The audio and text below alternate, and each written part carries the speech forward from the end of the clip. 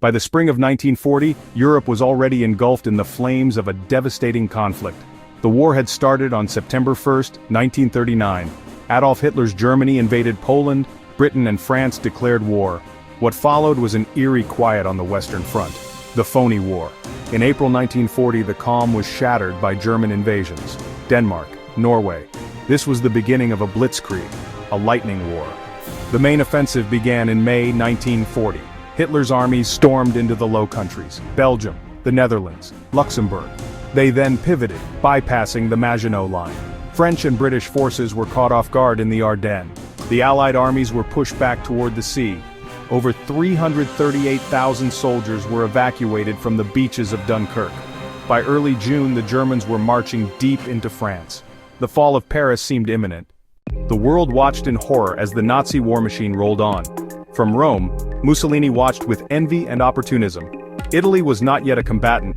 It declared itself non-belligerent. The alliance between Italy and Germany was not a sudden development. It had been solidifying for years. In May 1939, the two fascist nations signed the Pact of Steel, a formal military and political alliance binding them together. The pact committed each country to aid the other if hostilities began. When Germany invaded Poland, Mussolini told Hitler Italy was not ready for war. He knew his armed forces lacked modern equipment, resources and training. That hesitation humiliated the dictator who traded on military glory. Germany's spring victories changed Mussolini's thinking. He believed the war was all but won. France seemed on its knees. He thought Britain would soon sue for peace. Joining was about legacy. He gambled on a short victorious war.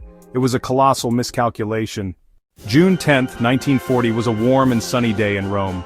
By the afternoon, a palpable sense of anticipation filled the air. Fascist party officials had organized a massive, orchestrated rally in the city's grandest square, the Piazza Venezia.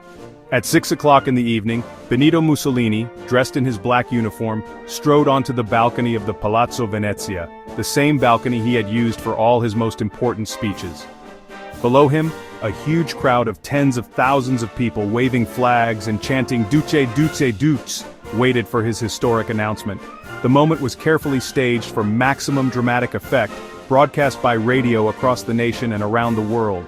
With his signature jutting jaw and theatrical hand gestures, Mussolini began his speech.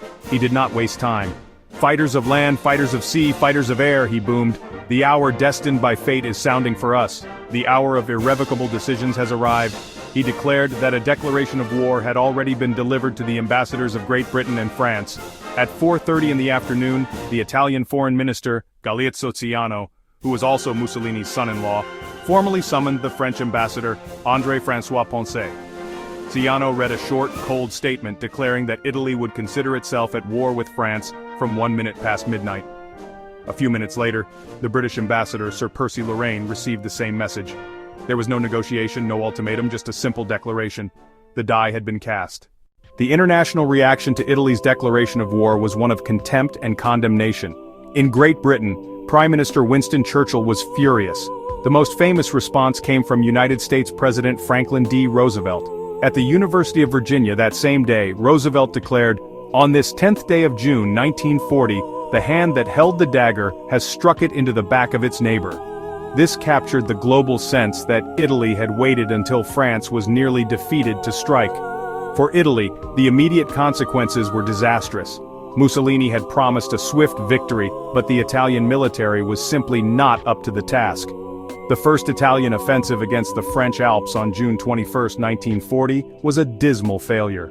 Despite outnumbering the French defenders, the Italian army made little progress and suffered heavy casualties in days.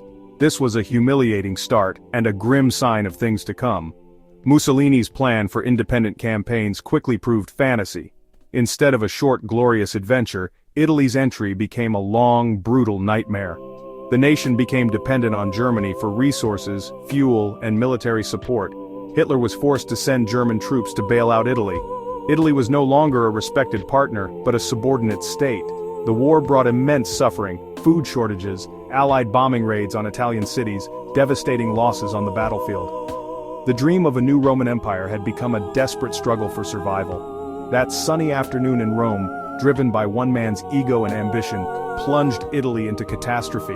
Hundreds of thousands of lives lost, its economy destroyed, the nation defeated, divided, and occupied. The shocking truth of June 10th was not strength, but fatal weakness disguised as audacity.